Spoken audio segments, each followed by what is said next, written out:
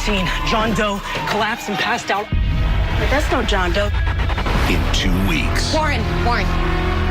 The 2-hour Grey's Anatomy Station 19 crossover event. Gray, in my office. You could lose your license. The higher the stakes, I don't want to die. the higher the price. I screwed up. Grey's Anatomy returns Thursday, May 2nd on ABC. Hey guys, so I really hope you all enjoy the trailer for What I Did for Love. If you're new to the channel, the way I always structure my reviews is we talk about the most recent episode, which in this case is episode 22, Head Over High Heels, and then we talk about the trailer. Now there is a chapter time in the video description if you just want to talk about the trailer. I have several thoughts about it, and I'm looking forward to discussing it. But now let's talk about the episode that just aired. And if you're new, the way I always discuss it is I really go character by character, or character coupling by character coupling. Granted, this episode, not every character was coupled with another one. Some of them were kind of bouncing, or one was alone. But overall, it's a very easy episode to discuss, and it's a very good episode, especially since last week's episode only had one character, or one main character. It had several guest stars in it, but I just thought it was so much better. Like, amazing pacing, lots of character interaction. Obviously, the acting is fantastic. I mean, the acting last week was great too, but I think this episode is just so much more relevant to the overall plot of the show than what we got last week with Good Shepherd.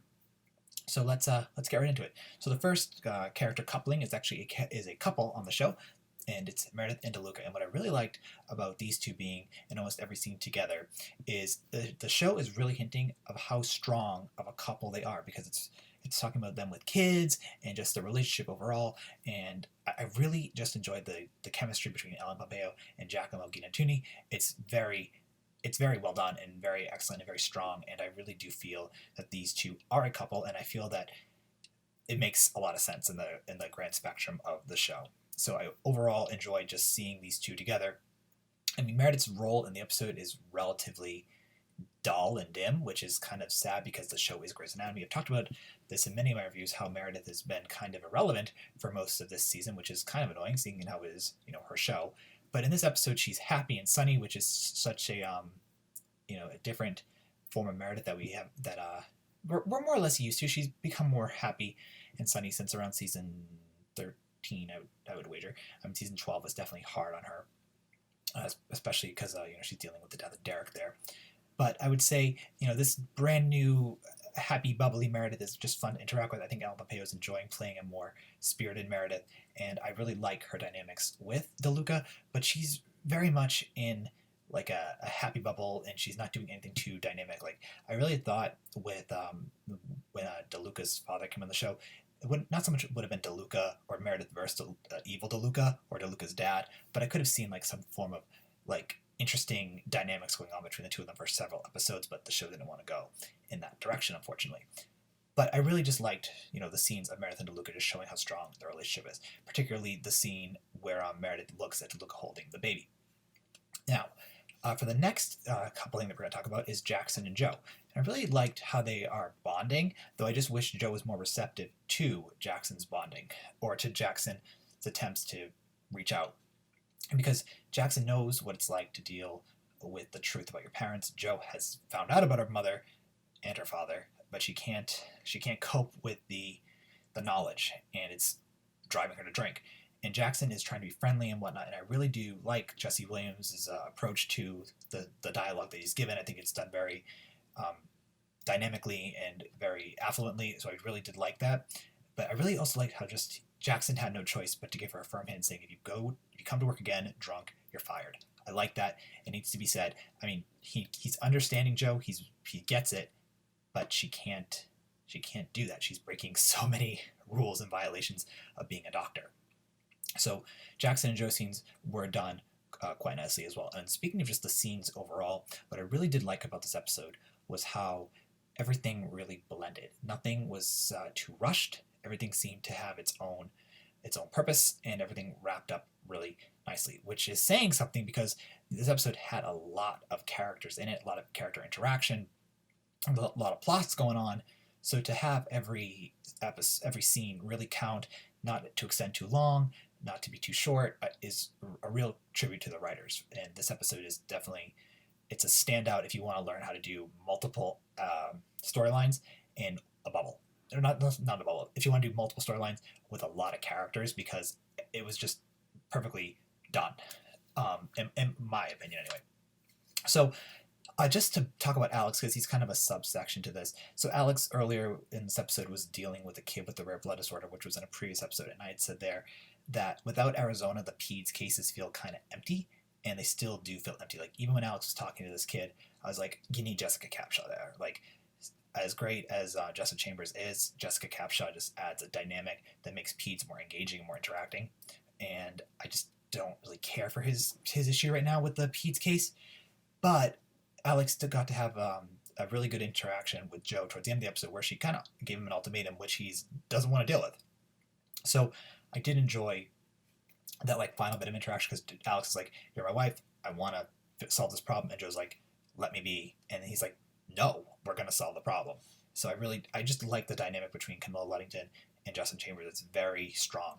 I mean, the chemistry between all these actors is, again, in my opinion, one of the best things about the show that makes all these relationships feel so powerful and so real. So the Jackson and Joe storyline was quite well done, with having Alex as like undertones, also really well done. So the next storyline I want to talk about is Amelia, and Amelia was helping the mother of the gender binary character, and that episode when they had introduced her, or they, I guess, Weber was having a lot of issues trying to figure out what to call it. I even have issues with it right now. But I liked the interaction that Amelia was having with Karasik and with Link. I thought that was very, very funny and very much in the character of Amelia. And I liked how she was telling Karasik that Teddy is Owen's person, and in the end it won't work with Teddy. And I even liked her scenes with Link. Her and Link are a very strong couple, and overall I was very happy with Amelia's storyline in this episode. I like Katerina Scorsone. I think she's a great actress. I don't think Amelia is always the best character, but I think here she was really used perfectly. And I'm glad that she isn't dealing with Owen, and I'm glad that she gets to bounce off of Karasik, because I think Germain is such a strong actor. And then I like her and Chris Carmack. There's a chemistry there. Like, I don't know why the show would ever try to put Chris Carmack with Ellen Pompeo. There was no chemistry. There's a clear chemistry with Katerina Scorsone and Chris Carmack, and I like Amelia and Link together. Then there was Owen in therapy, and Owen in therapy was interesting, because I had figured it might have distracted a little bit from this episode, but it was written so fluidly, and it wove it perfectly into the episode that it didn't distract at all. And I like the character development that we got of Owen, especially learning about his father's death and how he can't process joy. So those scenes were also really well done. Kevin McKidd really got to get into the role of like depressed Owen, and I don't mean to say like I like characters being depressed, but I believed it. Like, I really did believe it. So I did enjoy those scenes quite a bit as well. Then I want to talk about Bailey, and Bailey's storyline blends into Nico, Cam, and Glass's storyline, because she's kind of bopping around. She's talking to Meredith, and Meredith and her are discussing like what to do with, interacting your kids, or introducing your kids to like a new boyfriend, etc. And I really did enjoy those. I mean, Ellen Pompeo has known Chandra Wilson for years, so I really did enjoy all those bonding scenes. And then, Bailey, she knew the grandfather of the man that Dr. Kim was operating on, and Dr. Kim's surgery failed, which caused the patient to die. Then Maggie had to come in and save him, and it didn't work, and it was just very sad that the character had to die. And the way that Bailey was able to talk to the grandfather and as kind of disciplined Kim, was fantastic. So I really did enjoy Chandra Wilson's performance over there. But what stood out about Bailey dealing with Kim and Glasses is the fallout of Glasses and Kim. So Alex Landy more or less got to show off his acting abilities here. It was good. Not amazing. I mean, he was finally given something interesting, and in his grief, he was mean to Glasses, like really, really mean to Glasses. But I honestly would have cut these two out and have just given the role to Kim Raver, given Kim Raver something to do, because quite frankly, I don't really care for Alex Landy. I don't think he's that good of an actor. I think he's very wooden. I mean, even in the scenes where he had to be emotional, I didn't buy it. And poor Glasses, I mean, he tries really, really hard to make you like him, but it's difficult.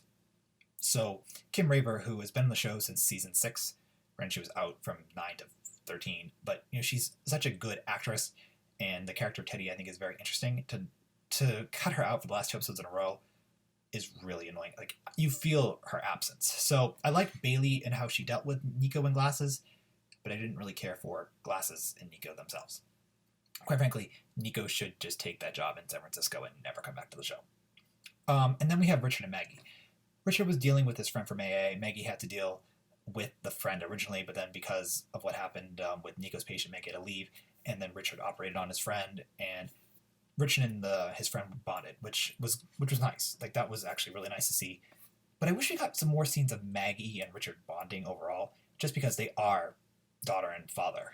And I feel like you rarely ever see these two characters get a lot of scenes together. I mean, they've gotten a good amount to know that they have a real strong relationship, but they definitely need some more. And then at the end of the episode, we have Maggie getting asked by Jackson to move in with him, which I liked. And then also at the end of the episode, we have Meredith and her kids, which was really cute. Again, Meredith's role in the hospital is very small, though in the trailer it seems going to be really big next week or in 2 weeks. But I did enjoy Richard's storyline, though again, I just wish he had more role with Maggie here. Just because there's just so much more that they could do, especially since Maggie lost her patient.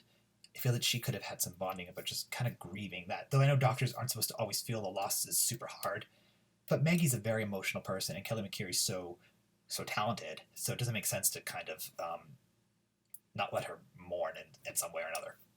So overall, I feel that Head Over High Heels was a very, very solid episode, and overall, I'm looking forward to seeing what you guys have to say about it in the comments below. And I thought it was really well cut. I thought the interaction with the characters was great. Again, the pacing was excellent. Overall, it's like a B+ episode. It's one of the stronger ones of season 15, for sure. So now I want to talk about what I did for love. Now, let's read the episode description, which says, Maggie treats one of Station 19's own, and Joe learns a hard lesson. Meanwhile, when working with the family seeking asylum, Meredith makes a call that could jeopardize her career.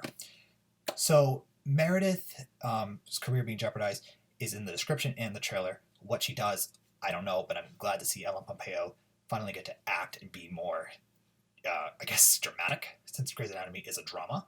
So I'm curious to see what exactly she'll do. Like, a family seeking asylum's a pretty intense storyline, and Ellen Pompeo, she's a great actress. She's done very intense scenes before, so I'm curious what's going to be going on there. Like, obviously Meredith's career is not going to be in jeopardy. I mean, it's been in jeopardy before, like in season 7 when she screwed up Richard's trial, or Derek's trial, and then Richard took the blame.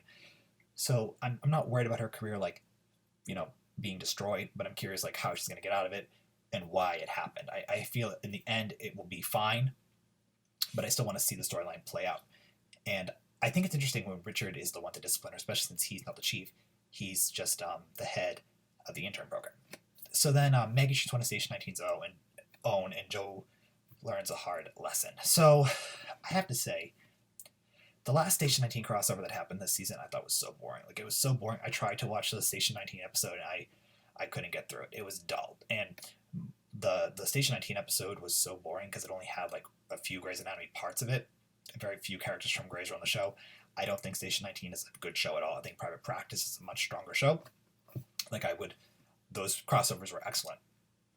So I'm curious, like why is this being hyped up as such a strong event when Station 19 is, I think for fans of Shondaland, and I am a fan, don't get me wrong, loved Scandal, I love How to Get Away with Murder, but I don't think Station 19 is an excellent show. So I'm curious, like, for like solid Station 19 fans, are you excited to see this interaction with Grey's Anatomy?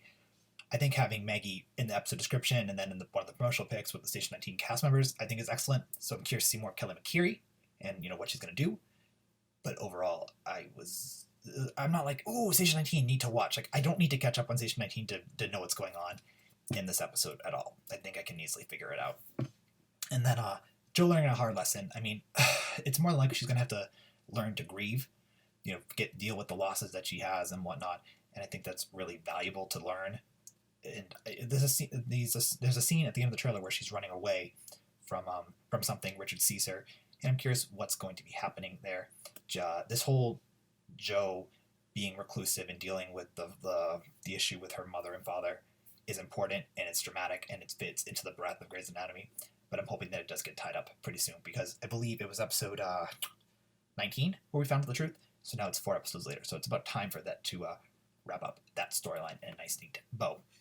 This trailer also had Teddy and Owen. I do think that Teddy and Owen need some interactive screen time to talk about the future of Teddy's baby, or Teddy and Owen's baby, and to see what's going to happen with Karasik, but they're nowhere to be found, or Karasik is nowhere to be found in the trailer or the episode description.